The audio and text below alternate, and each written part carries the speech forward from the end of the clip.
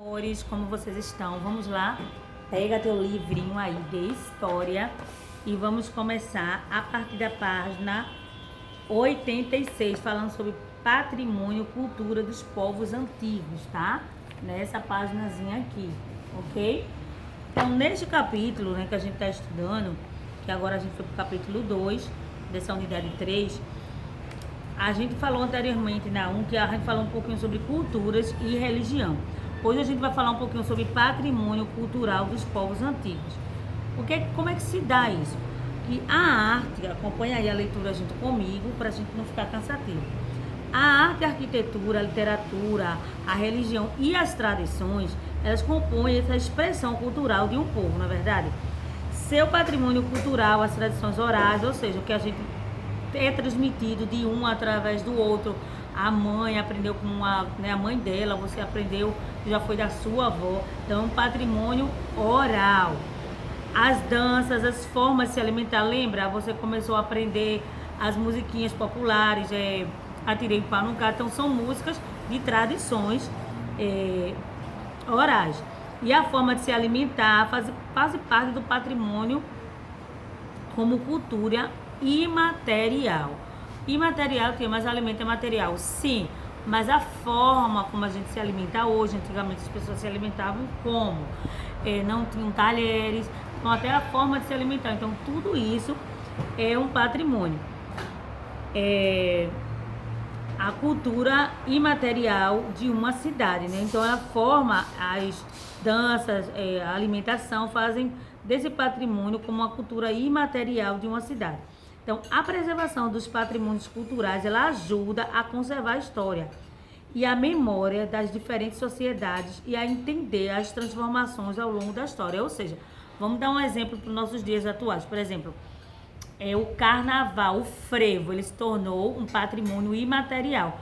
Você dança, você não pode pegar na dança, mas ficou um patrimônio, porque já foi produzido de geração em geração. Muitas casas antigas em Olinda é um patrimônio material, porque você pode pegar, mas foram de anos e anos atrás. Abreu Lima também, a gente tem vários patrimônios materiais e imateriais, a gente já estudou sobre isso. Aí a gente está falando dos tempos antigos. No Egito, a construção, as esculturas, as tumbas funerárias, lembra aquelas tumbas de faraó? São expressões de arte e arquiteturas antigas e, portanto, os patrimônios culturais materiais, porque a gente pega, tá certo?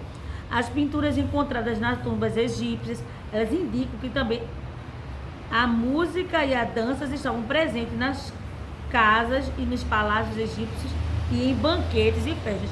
Mas, tia, como é que eu vou saber se a gente tá vendo só ali uma pintura? Mas a gente tá vendo através aqui mesmo nessa pintura, cerca de 3.400 anos atrás, é encontrada na tumba de Faraó, o homem Orem, esse nome é péssimo, né? Orembem, encontrado retratando músicos no Vale dos Reis, no Luxor do Egito. Então, olha só. Então, quer dizer que retrata esse patrimônio material que dá para pegar. Então, na tumba lá, ele viu o quê? Que tinha instrumentos musicais. Estavam dançando, estavam se divertindo, então dá pra gente perceber isso. A gente vai ver também um pouquinho sobre a cultura e a alimentação.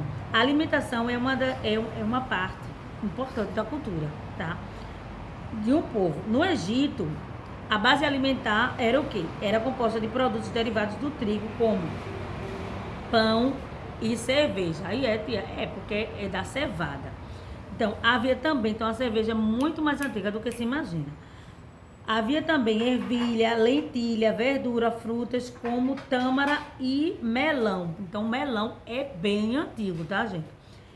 Entre as populações antigas da Índia, o arroz e a cevada e a lentilha, agora a gente já está falando sobre a Índia, tá? Compõem a base cultural alimentar. O uso de especiarias como cravo, canela, coisa que raríssimo, já veio chegar aqui muitos anos depois, tá? Então, hoje você pode chegar no mercado e comprar mais especiarias como cravo, canela, cominho e gengibre era comum e continua presente na cultura indiana. A gente vê muito isso em filmes, novelas, retratou muito isso.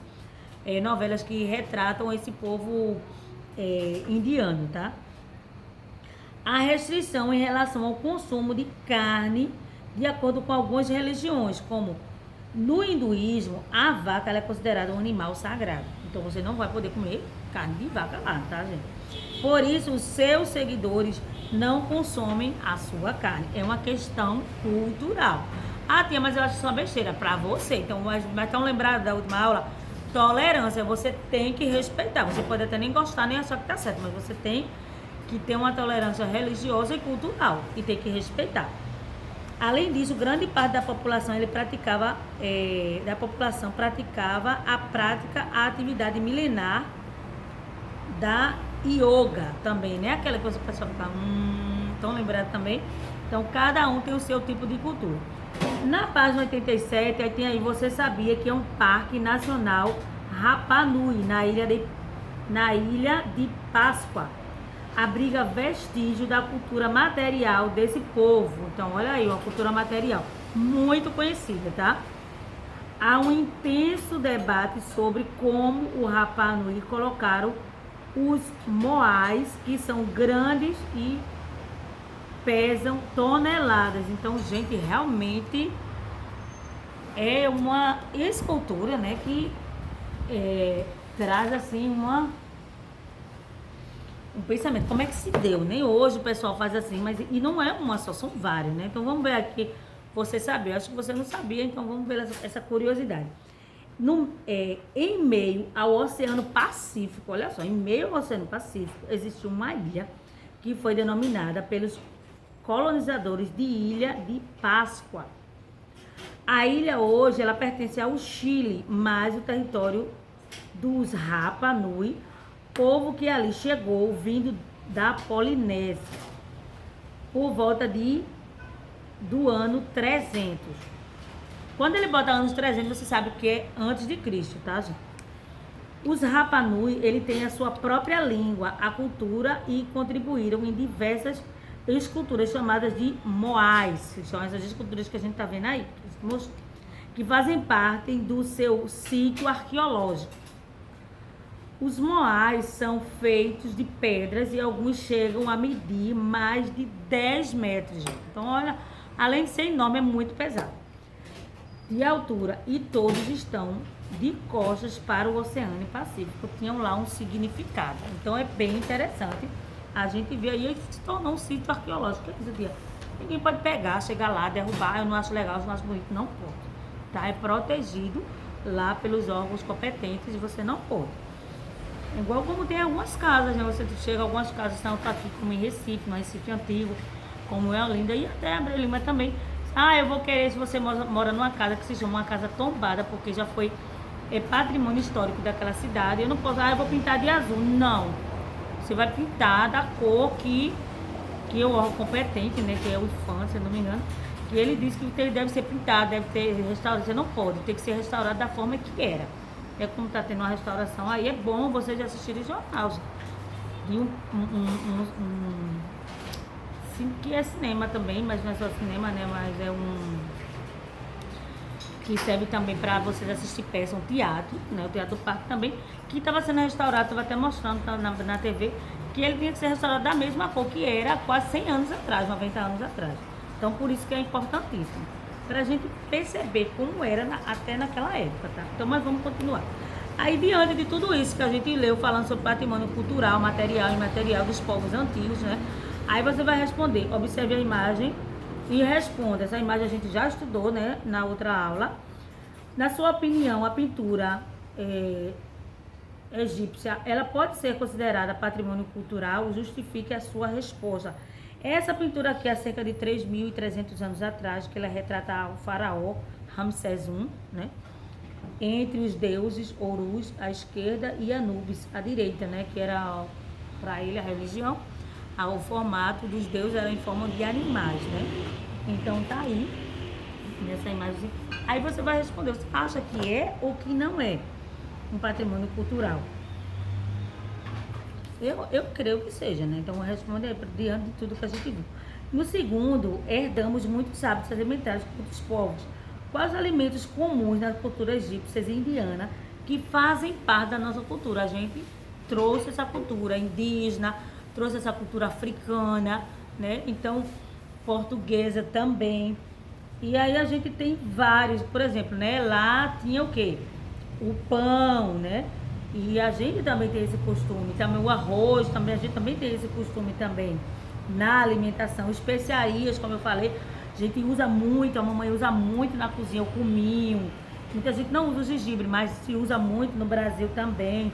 Cravo da Índia, já tá dizendo, da Índia, tá vendo? Então tem muito isso aí. Então já tô dando dica para vocês responder. Agora vamos falar um pouquinho sobre trocas e heranças culturais. Vamos ver um pouquinho sobre essas trocas e heranças culturais, como é que se dá. Os estudos dos patrimônios, lá na página 88, tá, gente? Que tem essa belíssima aqui imagem, tá certo? Aí fala aí, ó. O estudo dos patrimônios culturais nos ajuda a entender como os povos se relacionavam entre si e como uma cultura ela pode se influenciando a outra. Como é que se dá isso? É um caso dos fenícios, por exemplo. Há mais de 3.000 anos, eles estabeleceram relações com vários povos vizinhos, fenícios, por meio de comércios marítimos na região do mar Mediterrâneo. Tá? Então, apesar de terem um sistema de escrita própria, a sua arte e a sua arquitetura, eles representavam vários aspectos culturais egípcios do povo com o qual realizava o comércio. Então, eles já tinham uma forma de escrever, mas aí foram adquirindo de tanto estar em contato com aquele povo ali egípcio. Outro exemplo de troca cultural ocorreu por causa dos macedônios. A Macedônia era um reino que fazia parte da Grécia, há cerca de 2.300 anos atrás. Os macedônios, eles dominaram a Grécia. O Império Macedônico, comandado pelo rei Alexandre, divulgou a cultura grega no Egito. Tá? Então, olha, teve essa troca.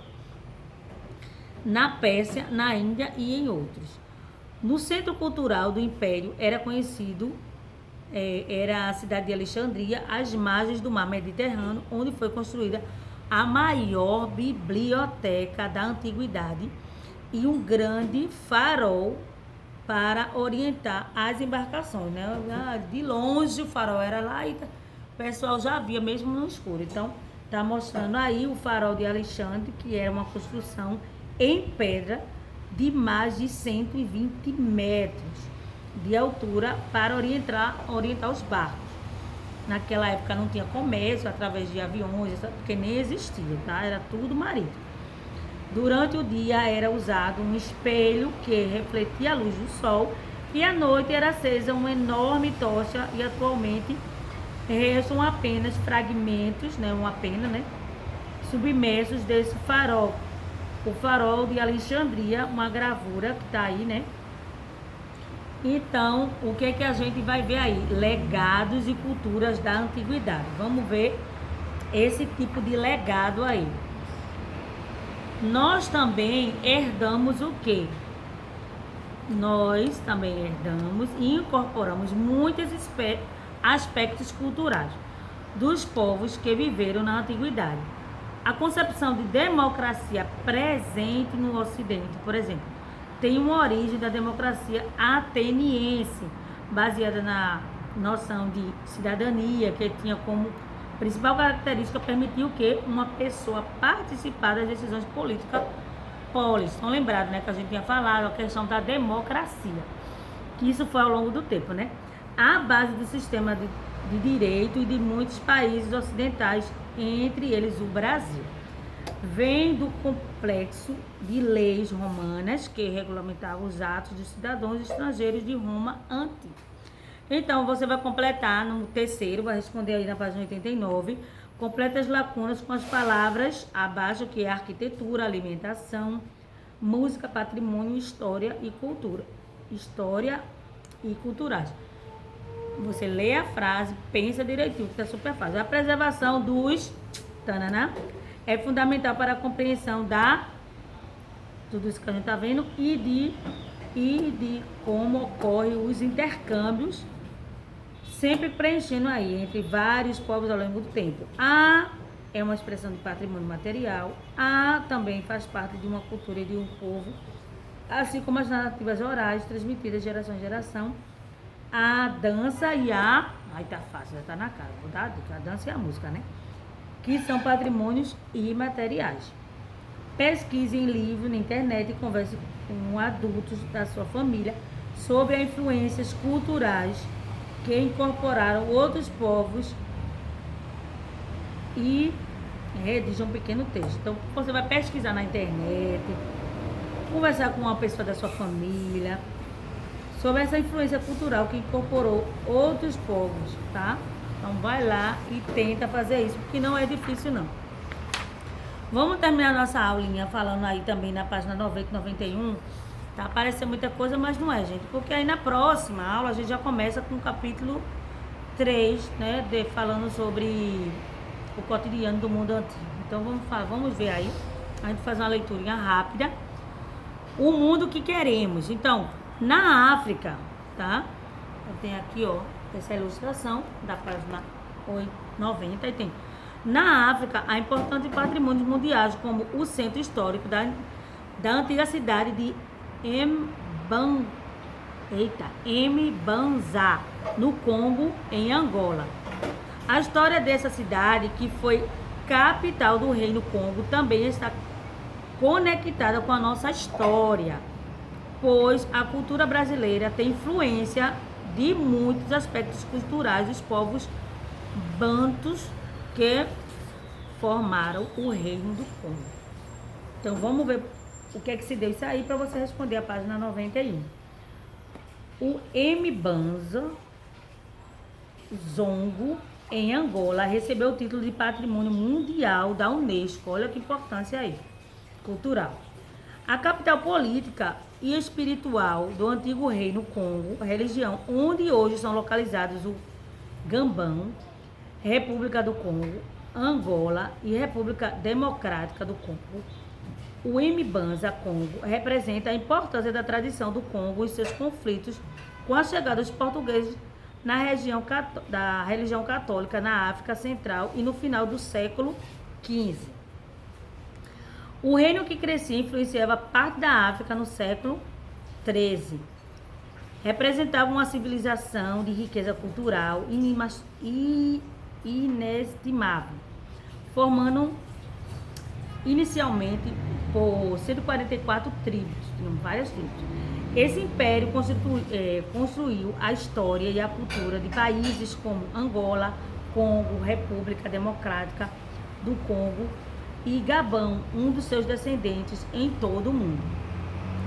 Com o compromisso de pesquisar e compartilhar a história e os símbolos da cidade, o arqueólogo Bruno Pastre Máximo lançou um site, ele baseado em uma vasta pesquisa de campo, onde ele ressalta os aspectos religiosos e culturais da religião. Na cidade existem 3 lugares chaves: o Kulumbim, o Ialá Niku e o Nitotica Kulumbimbim.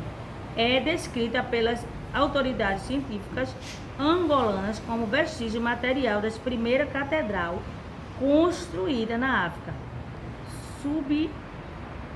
subsaariana pelos portugueses, disse Bruno. Então, muito, né, tem uma fonte histórica riquíssima, né? Aí, para terminar essa leitura aqui, aí tem assim: para diversos grupos locais, no entanto, as ruínas não é vista como origem portuguesa. Sendo um legado pré-colonial, ela é um símbolo passado e ancestral e um legado dos ancestrais, ou seja, dos povos dele, né, dos avós, tataravós, bisavós. A árvore de Ialá é uma ligação com os ancestrais mediada pela lei e ordem. Diante dela foram feitos muitos julgamentos, acrescentou pesquisadores. Então, o reconhecimento do Mbanza Congo é positivo para o mundo porque estima a pesquisa da reflexão sobre a história comum africano, portugueses e brasileiros. Foi do Reino Congo e de onde partiu a maioria dos africanos escravizados desembarcados na América, e foi de lá que saiu o primeiro embaixador africano enterrado no Vaticano, e também foi de lá onde a primeira igreja católica, Ulumbimbi, na África subsaariana, foi erguida. Então, diante de todo esse texto, essa riqueza cultural que a gente viu aí, você vai responder o primeiro, o segundo e o terceiro, de acordo com o texto. O que é que a cidade de Mbanza, Congo, representa pela tradição local? Para eles é diferente, né?